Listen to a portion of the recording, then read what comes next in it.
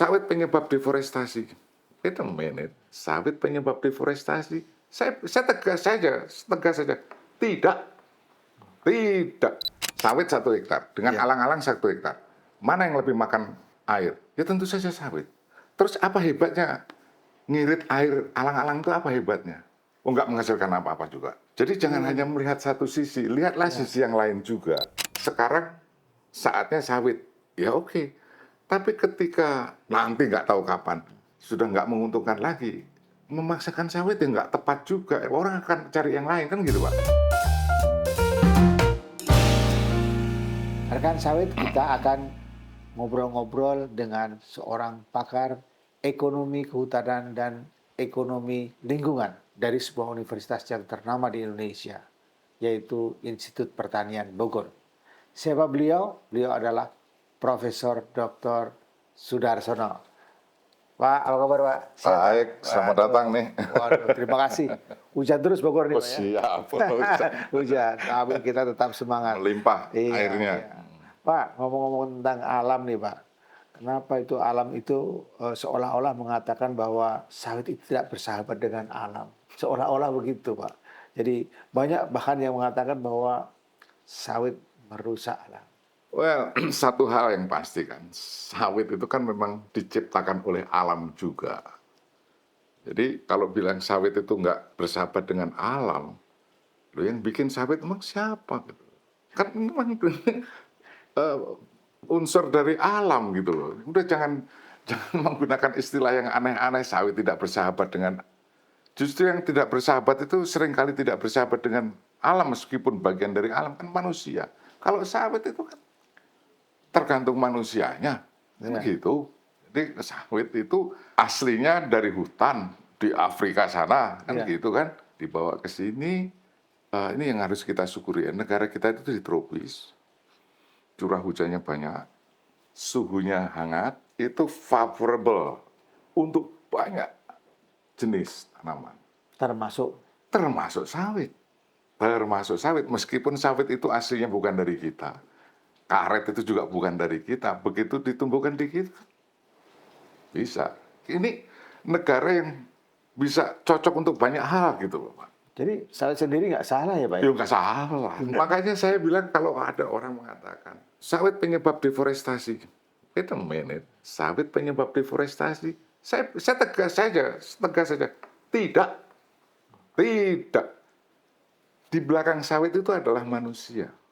Kan gitu. Sawit nggak bisa jalan sendiri, itu nggak bisa. Well, dia berkembang termasuk memang agak ekspansif gitulah anunya itu Pak. Tapi yang membawakan manusia nih.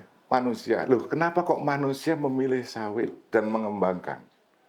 Kan gitu. Ini pasti ya milih sawit dibandingkan yang lain itu kalau kita menggunakan teori self selection namanya. Orang memilih itu pasti setelah dipertimbangkan, itulah yang memberikan the best result, net gain yang paling baik untuk dirinya. Di balik sawit itu ada manusia. Oh, sure. Dan itu cocok dengan the man behind the gun. Sesuai dengan kebutuhan mereka. Nah, karena bahayanya begini Pak, sawit penyebab deforestasi. Dikiranya kalau begitu melarang sawit, deforestasi berhenti. No. Selama hutan itu bukan menjadi pilihan pertama, ini akan selalu kalah, Pak. Saya ditandingkan sama katakanlah Keanu Reeves, pilih yang mana? Ya pasti orang akan milih Keanu Reeves. Tandingkan sama DiCaprio. Orang memilih DiCaprio, Pak Darsono lawan Tom Cruise. Orang akan memilih Tom Cruise. Terus saya menyalahkan Tom Cruise, DiCaprio. The problem is here. Gitu loh. Jadi jangan ngeblame orang lain dulu. Tapi narasi yang berkembang itu begitu masif, Pak. Kok bisa ya kalau memang seperti itu kok bisa terjadi? Jadi kan ini ada mana yang benar, mana yang post-truth-nya. Ini post-truth. berat. Angel ini berat.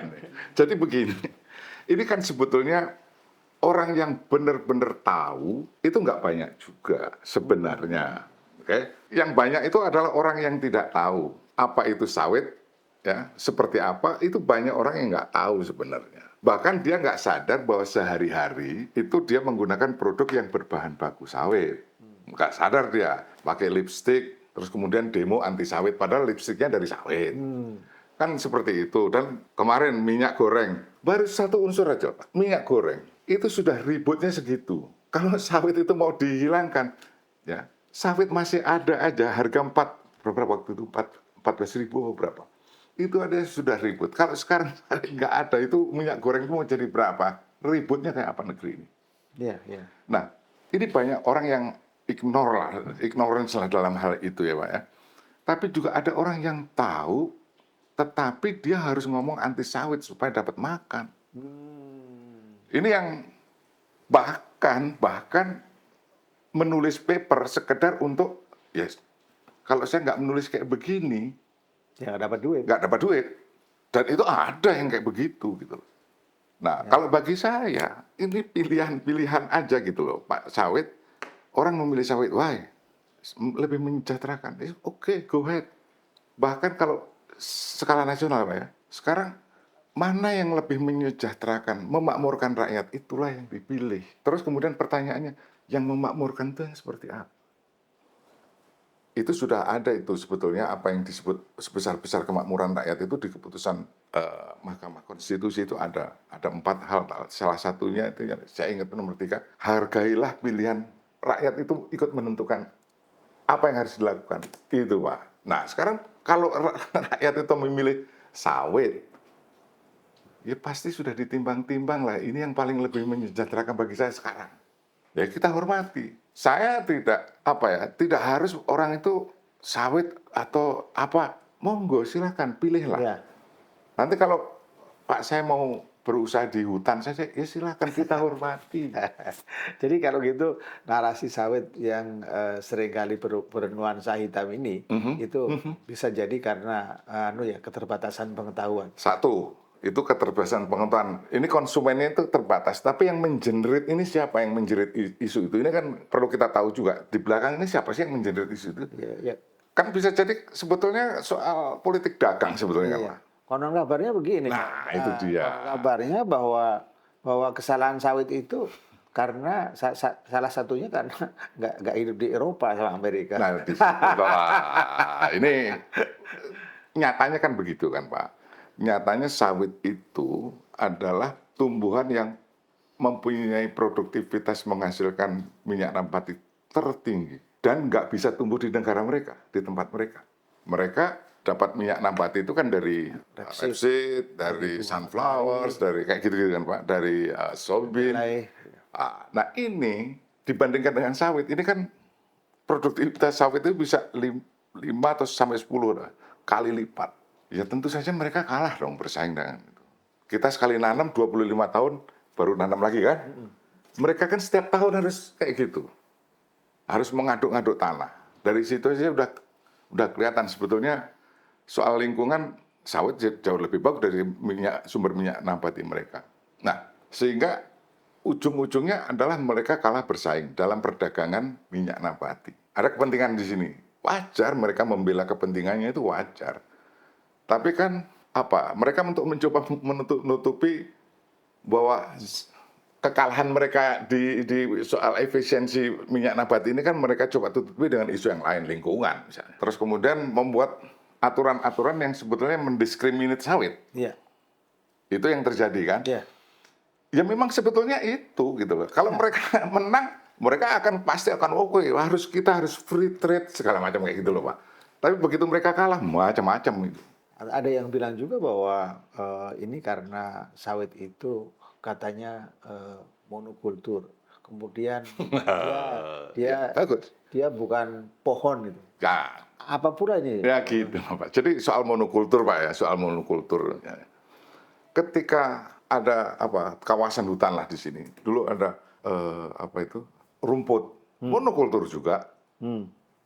Satu jenis. Orang nggak ribut, tapi begitu sawit ribut. Nah, sekarang di alam, coba lihat di alam Pak. Hutan mangrove, apakah bukan satu jenis itu? Kemudian hutan-hutan di daerah temperate yang pine forest itu kan pinus semua. Itu kan juga satu jenis. Poin saya adalah alam pun itu menyediakan satu jenis juga loh. Nah, sekarang soal monokultur di Indonesia. Jadi begini Pak, ceritanya ini agak lumayan jelimet. Jadi begini ya. Kuncinya adalah bahwa di Indonesia itu, favorability di Indonesia itu begitu lebar, Pak. Apa aja cocok. Nah, kalau kita mulai dari gunung lah ya, gunung mengeluarkan apa itu, benda-benda inilah, akhirnya jadi batu. Batu ini melapuk menjadi bahan induk, parent material namanya. Parent material melapuk lagi menjadi tanah muda lapisan atas. Nah, seiring dengan itu muncullah tumbuhan yang sederhana terus kemudian menjadi tumbuhan yang berakar kayak gitu, Pak. Awalnya sih tumbuhan itu ya satu dua jenis aja karena belum favorable. Nah, seiring dengan berkembangnya tanah yang makin dalam, ya ini banyak yang bisa tumbuh di situ. Sampai kemudian terbentuklah tanah yang lengkap, ada A, horizon B gitu kan. Tanahnya dalam. Ini banyak bisa mendukung banyak jenis sehingga biodiversity kita tinggi. Itu karena favorability lingkungan di Indonesia itu tinggi. Nah, namanya tanah ini, ya, tanah dengan bentang alamnya itu, ini mengalami proses, mengalami penuaan juga, Pak. Jadi ketika dia mulai dari batu, numbuh-numbuh ini, tanamannya, jenis tumbuhannya makin meningkat, sampai dia dewasa, ekosistem itu, biodiversitasnya tinggi, tapi ini tanah ini, ya, makin lama makin menua juga. Makin tanah tua itu ada, Pak, tanah tua. Nah, ketika tanah ini menua, biodiversity yang tinggi tadi itu diperlukan untuk memprotek ekosistem. Jadi ekosistem ini ingin mempertahankan dirinya. Salah satunya adalah dengan macam-macam tumbuhan dari yang tinggi berakar dalam sampai yang kecil-kecil. Di sini ya biodiversity ekosistem tua, biodiversity ekosistem muda, Pak ya. Di sini biodiversity yang tinggi itu karena favorability-nya luar biasa. Termasuk sawit. Go ahead dengan sawit monokultur. Memberikan pilihan. Silahkan mau monokultur, nggak masalah. Tapi ketika ekosistem itu tua, biodiversity yang tinggi itu diperlukan untuk memprotek. Jadi jangan, apa ya, maksud saya begini, lihatlah ruang dan waktunya. Kalau ekosistem pun udah monokultur fine. Alam itu menyediakan juga, memberikan contoh. Hutan pinus monokultur. Padang rumput itu ya. Ya. Nggak ada pohonnya, Pak. Rumput aja. Nggak masalah. Ya alam bagi alam, ya itu yang bisa tumbuh di situ, ya itu. Gitu. Iya. Lah kalau di Indonesia, Ya. banyak yang bisa tumbuh. Jadi mau milih sawit, monggo, karet, monggo, coklat, silahkan. Iya. Tapi juga itu tuduhan terhadap sawit itu karena dia bukan termasuk pohon, tidak punya batang atau apa gitu, Pak. Gimana itu? Tidak punya kayu. Gimana itu? Well, itu kan soal definisi aja. Nah, kita ini seringkali tidak berani mendefinisikan sesuai dengan kepentingan kita. Tidak berani mendefinisikan sesuai dengan Kepentingan kita. Kita ikut kepentingan orang lain dong, Pak. Iya. Nah, Dan seringkali seperti itu, Pak. Nah, ini yang menurut saya sikap yang nggak kena lah. Ya, kita punya sikap sendiri lah. Yang paling menguntungkan bagi bangsa dan negara kita itu yang mana? Ya itu, definisi itu yang harusnya kita pertahankan. Gitu. Nyatanya sawit itu kan besar sekali. Terus mau dibilang bukan, ya kami di sini juga terjadi perdebatan itu. Iya Pak, betul. Jadi kayu okay. bukan kayu tuh. Kayu bukan kayu. Well, saya bilang. Ini kan, tapi memang betul terjadi diskriminasi itu sebetul Pak. Bahkan definisi di FAO sekalipun itu mendiskriminasi, itu catatan yang nomor 8 dan nomor 10 lah kalau nggak salah itu di FAO itu. Sawit itu nggak masuk, padahal bambu masuk, misalnya kayak gitu Pak. Bambu terus kemudian kelapa masuk. Terus begitu kelapa ada sawitnya nggak boleh masuk. Well, jadi ini urusan kepentingan sebetulnya. Exactly. Ini urusan kepentingan. Dan memang ya kepentingan lah. Intinya itu, Pak. Ya. Termasuk diantaranya juga yang mengatakan bahwa apa tuh namanya sawit itu tidak mampu menyerap dan menyimpan karbon dengan baik. Tidak menjadi karbon sink yang baik gitu. Dibandingkan dengan yang lain gitu. Bandingnya dengan siapa ya? Dengan apa gitu ya? Dengan apa? Tanah alam misalnya. Coba Begini, jadi gimana? gini loh, ini kadang-kadang ini orang itu ngomongnya nggak lengkap. Jadi kan begini Pak, kalau hutan alam itu Pak, hutan alam nih Pak ya. Hutan alam itu sudah mencapai yang disebut dengan klimaks. Udah steady state Pak. Artinya yang masuk dan yang keluar itu sama. Jadi kalau disebut apa zero net sink sebetulnya. Jadi karbon yang diserap itu sama dengan karbon yang dilepaskan. Ya, Itu hutan alam tuh. Sawit bagaimana? Sawit kalau sudah mencapai steady state, steady state. Jadi misalnya begini, sawit itu ada gampangnya gini, ada tanaman yang masih muda, Ya. ini dan gitu kan. Tapi itu kan jangka in the long run itu kan seperti itu polanya kan Pak. Ya. Sebutlah itu steady state. Itu zero net sink juga. Zero net sink juga sama dengan hutan alam. Jadi kalau mau membandingkan tuh ya sama-sama steady state-nya, sama-sama zero. Nah, hanya stok karbon di hutan alam itu memang lebih tinggi daripada stok karbon di sawit. Tapi kan apa? Hampir tidak ada sawit yang dibangun dari mengorbankan hutan alam langsung, kan nggak ada. Yang kita manfaatkan untuk sawit kan yang sudah terdegraded lah, degraded land. Yang hutannya sudah terdegradasi berat, baru kita gunakan untuk sawit. Nah, kalau dilihat dari situ bisa jadi sawit untuk daerah yang awalnya itu semak atau belukar itu malah meningkatkan stok karbon. Oh, iya, iya. Itu kami coba hitung pernah. Jadi tinggal dari mana kita memulainya ya, Pak, ya? Ya. Betul. Awalnya apa? Awalnya apa, Iya. kemudian jadi seperti apa gitu. Betul. Kalau mau dibandingkan dengan hutan primer itu tidak apple to apple. Enggak gitu. apple to apple. Oh, Ya gitu. gitu. Jadi kalau ya pasti aja stoknya tadinya tinggi menjadi lebih rendah kan Pak? Ya. Ya pastilah ada yang ini. Tapi kan apa sawit seperti itu kan enggak juga. Mungkin ada yang langsung dari hutan alam. Tapi ada teman yang ini less than 3% lah yang seperti itu. Yang lainnya itu enggak ya degraded land. Gitu. Bahkan kemudian juga ada tuduhan bahwa yang cukup aneh bahwa yang namanya sawit itu punya hegemoni gitu Pak. Bahkan bisa seolah-olah mampu menggusur hutan. Kan gitu. Itu yang dalam pengetahuan banyak orang. Waduh, ada sawit kemudian yang lain tergusur gitu. Itulah kekhawatiran yang menurut saya itu nggak perlu. Manusia itu terlalu banyak khawatir hidupnya. Jadi nggak mungkin lah Pak. Sekarang kalau kita ingat tahun 2011, kita sudah merasakan hey, ini akan terjadi oversupply. Kan gitu kan Pak. Ini terjadi oversupply. Sampai muncul kemudian terjadi oversupply beneran kan. Ya. Harga CPO dari 1.300 menjadi 650-an apa gitulah. Ya. Terjadi oversupply sehingga akhirnya kita membentuk BPDPKS itu tuh Pak. Ya. Nah, artinya apa? Nggak bisa loh sawit ini akan berkembang kayak begitu tidak terkendali. Karena apa? Pada akhirnya itu akan membunuh sawit itu sendiri. Harganya jatuh kan? Nah, itulah yang disebut kalau bahasanya Garrett Hardin itu the tragedy of the common. Akhirnya kita miskin semua karena terlalu banyak. Kalau kita panen apa itu tomat yang terlalu banyak, akhirnya apa? Orang saya jual malah rugi. Ya. Kan gitu. Akhirnya ya dibuang. Lah, sawit akan sama saja. Begitu oversupply, pasti akan terjadi seperti itu. Yang terakhir Prof itu kan sawit juga dituduh apa itu boros air tuh. Ya kan, itu di kalangan umum masih banyak pendapat seperti itu. Karena gara-gara ada kebun sawit, maka tidak ada yang namanya mata air misalnya. Ya, ya, ya. Nah, padahal dalam sepengetahuan saya bahwa yang menyerap banyak air itu tidak hanya sawit. Bahkan yang namanya padi itu nyerapnya lebih banyak Betul. daripada Ya. sawit. Gimana Ya, itu? gini. Jadi ini nggak apa ya, kata-kata boros air nih, itu kan nggak lengkap. Jadi saya bandingkan sekarang, sawit 1 hektar dengan Ya. alang-alang 1 hektar. Mana yang lebih makan air? Ya tentu saja sawit. Terus apa hebatnya ngirit air alang-alang itu apa hebatnya? Oh nggak menghasilkan apa-apa juga. Jadi jangan hanya melihat satu sisi, lihatlah sisi yang lain juga. Ya. Oke.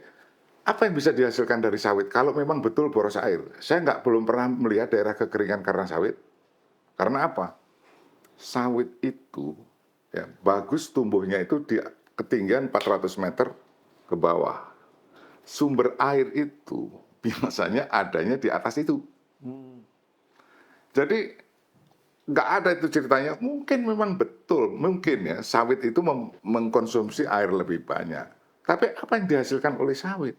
Di alang-alang konsumsi airnya lebih sedikit. Apa yang dihasilkan dari alang-alang? Nggak ada, Nggak ada. nggak ada. Oke, terus apakah kita akan, aksen memilih alang-alang? Kalau gitu Alasannya kita nanam alang-alang gitu, nggak juga alang-alang kan? enggak juga kan, gitu Iya. loh. Dan belum pernah ada, saya belum pernah dengar tuh daerah kekeringan hanya karena sawit, nanam Iya. sawit, no. Tapi orang tidak pernah protes tuh terhadap tanaman padi. Nah, itulah. Ini soal kampanye kepentingan. Oh, iya, Yang iya. saya tahu sawit itu ya merubah air menjadi minyak. Ini pabrik yang sophisticated merubah, dan kita ini kan hujannya banyak. Ya, kalau tadi dipakai banyak juga, tadi dirubah juga menjadi minyak dengan cara yang sangat murah. Why not? Iya, iya, Gitu loh, Pak. Jangan ngomong boros, boros tapi menghasilkan minyak juga kan? Banyak juga minyaknya, gitu. Ya, kalau begitu sebetulnya sawit itu bisa nggak dikatakan bersahabat atau tidak bersahabat dengan alam? Nah, kan, jadinya kan begitu. Agak sedikit ruwet juga ini. Well, ya kalau saya sih gini, kita itu harus sesuai dengan space and time kan gitu kan Ya. kira-kira, Pak.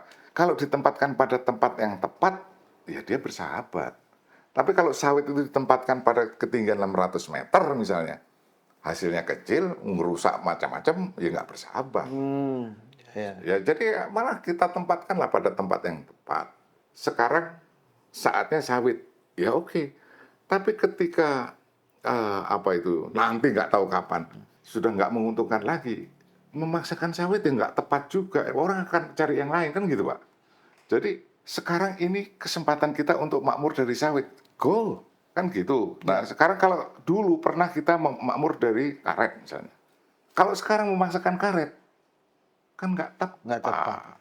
gitu loh. Ya, bukan masanya begitu. Bukan masanya bukan gitu loh. masanya. Jadi ya lihatlah sesuatu itu secara dinamik gitu, sehingga nggak berpendapat bahwa nggak bersahabat dengan alam, bersahabat dengan kapan dia tidak bersahabat, di mana, Ya, kan gitu kira-kira, Pak. Jadi bagi saya sih kalau ditempatkan yang tepat pada saat yang tepat, sawit itu bersahabat dengan alam. dan boleh dibilang bahwa sebetulnya sawit itu bersahabat dengan manusia karena punya apa itu namanya punya manfaat yang begitu banyak. Ya, Indonesia sendiri kalau kabarnya hilirisasinya sudah mencapai sekitar 200, di mana di Malaysia hampir 300, di Cina hampir 1000.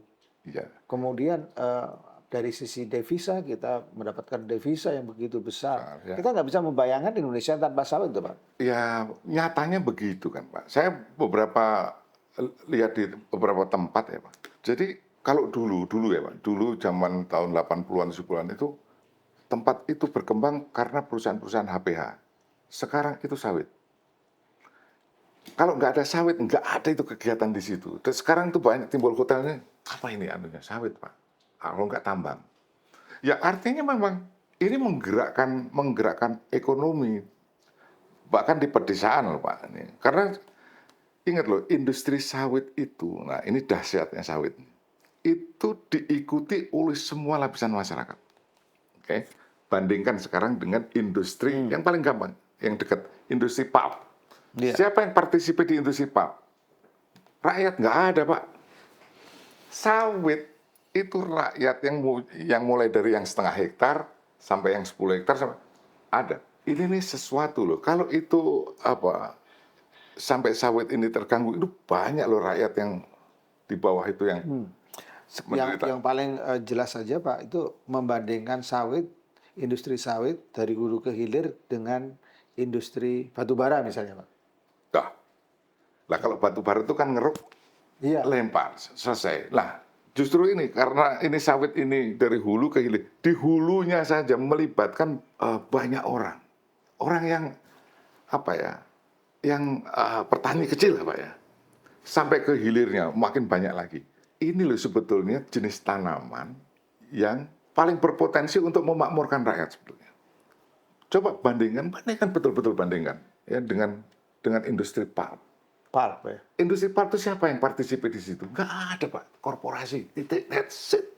Bapak mau menanam kayu untuk pulp, boleh, tapi pasti rugi. Pasti, Pak. Nah, menurut saya, pengembangan industri nasional itu yang kayak begini nih. Untuk sebesar-besar kemakmuran rakyat itu gimana? Sedapat mungkin bisa diikuti oleh seluas-luasnya masyarakat, rakyat. Katakanlah mau bikin pabrik pesawat boleh, tapi tolong murnya atau bautnya bisa dikerjakan oleh rumah tangga yang paling gitu loh Pak. Dan sawit itu merupakan produk atau tanaman yang mampu mengenerate apa itu namanya lapangan kerja yang begitu besar, itu lebih besar daripada yang lain. Yang saya lihat itu seperti itu Pak. Jadi bahkan gini loh Pak, ini ada apa itu saya tahu itu di Kalimantan Tengah. Jadi begini, oke, ini kebun sawit. Kami kan perlu apa alat dodos, kayak egrek itu diserahkan kepada masyarakat loh. Loh, dari membuat itu saja, itu sudah menjadikan dia makmur sekali kawan satu tua. Loh, yang kayak gitu tuh banyak, Pak. Gitu, Pak. Bahkan kita kemarin syuting untuk industri sapu lidi, Pak. Sapu lidi dari anunya itu daun itu apa selidi ya. Jadi emang luar biasa anunya. Betul. Dan ada teman yang mencoba mematkan kulitnya untuk furniture, ya bagus juga. Katanya di Malaysia yang sudah komersialis lah anunya Pak. Jadi, nah kita masih belum gitu Pak. Iya, Pak. Kalau di tingkat internasional melalui seminar-seminar atau konferensi yang Bapak ikuti, kira-kira tone negatif terhadap sawit ini dari waktu ke waktu hingga saat ini itu mengalami penurunan atau sama atau malah naik? Oke Pak, saya jujur saja. Sebenarnya saya tidak punya informasi yang terlalu banyak soal itu Pak. Kalau saya baca dari jurnal-jurnal Pak ya. Jadi kira-kira beginilah, beberapa universitas kecenderungangannya lebih oke ketimbang universitas yang lain. Lebih nadanya lebih positif dibanding yang lain. Itu kurang lebih ya masih sama kayak gitu-gitu aja. Tapi kalau kita lihat dari perkembangan di dunia realnya di UDR misalnya, ya dengan yang dibangun sebelum tahun 2020 cut off-nya itu tidak melakukan deforestasi sebelum 2020 kan Pak. Setelah itu menurut saya itu masih kalau dilihat dari persyaratannya seperti itu sebetulnya nggak ada masalah, sebetulnya ringan aja sebetulnya. Dan kita juga masih punya tanah yang dapat ditanami sawit ya. Tanah itu sudah tidak berhutan, tetapi juga tidak produktif gitu, sama belukar dan seterusnya itu masih bisa ditanami sawit. Jadi kalau dilihat dari situ ya mereka sebetulnya nggak kenceng-kenceng amat juga dalam menanam sawit. Tapi kalau dibilang makin menurun, saya kok nggak berani ya mengatakan kurang lebih masih so-so lah Pak, kira-kira kayak begitulah kira-kira. Mungkin pertanyaan yang terakhir, Prof, itu WTO baru saja mengeluarkan keputusannya tentang minyak sawit ini, terutama gugatan Indonesia terhadap Uni Eropa. Dan ternyata memang Uni Eropa itu dianggap melakukan diskriminasi dalam hal minyak sawit ini. Bagaimana tanggapan Profesor? Ya, memang saya sendiri juga berpendapat mereka melakukan diskriminasi terhadap sawit ini, nggak fair memperlakukan sawit. Kalau soal lingkungan, tanaman Anda yang menghasilkan minyak nabati nggak lebih baik secara lingkungan dibandingkan sawit. Kalau soal ngomong lingkungan, terus kemudian cari-cari yang lain. Katakanlah misalnya seperti child labor misalnya. Loh, budaya kita itu kan beda dengan budaya mereka. Kalau kita itu, anak-anak kita itu ikut main-main sama ibunya main-main di kebun sawit. Mereka anggap sebagai child labor. Ini anak-anak main-main, memang benar dia mengutin sawit. Nah, pokoknya sawit itu dibikin sedemikian rupa. Ujung-ujungnya adalah kompetisi mereka supaya nggak terlalu jauh gitu loh Pak. Itu kan ujung ininya itu. Jadi mereka membuat dalih macam-macam yang tujuan utamanya adalah meningkatkan production cost di Indonesia. Sehingga bisa kompetisi dengan yang namanya... Sehingga mereka lebih bisa kompetisi dengan sawit kan gitu. Nah, itu aja sebetulnya. Ya tentu saja ya Pak Darsono boleh ngomong seperti itu. Ya karena bagi saya mau sawit mau nggak sawit itu bukan ini. Yang lebih mensejahterakan rakyat yang mana. Biarkanlah rakyat memilih, itu aja gitu. Bukan Nanti pada saatnya, kalau ada tanaman lain yang lebih menyejahterakan, akan saya dukung juga. Iya. Kuncinya di situ, Pak. Prof, apa pesan Prof buat teman-teman akademisi yang notabene sampai saat ini masih berpikir bahwa sawit itu tidak perlu ada di Indonesia? Oke, ini agak keras ya, Pak. Jadi, jangan hidup di menara gading. Lihatlah secara sosial di lapangan itu seperti apa. Jangan hanya ngomong lingkungan, hanya mengira-ngira dari sini. Ya. Jangan hanya soal lingkungan, ujung-ujungnya itu adalah konstitusi kita lebih memakmurkan atau tidak. Jadi soal itu nggak bisa dilihat dari menara gading yang terlalu tinggi. Pergilah ke lapangan, lihat, tanya mereka. Itu, Pak. Jadi tidak hanya berteori tapi down to earth. Down to earth. Jangan ada teori-teori terlalu banyak. Ya, teori itu harus ada buktinya di lapangan. Bisa kita amati secara empirik. Yang mana yang dipilih oleh rakyat kita, yang dianggap lebih mensejahterakan, itulah yang harus kita perjuangkan. Kira-kira begitu, Pak. Terima kasih Prof atas pencerahannya. Terima kasih. Terima kasih. Sehat Semoga selalu. sehat Ya. terus. Semangat. Siap.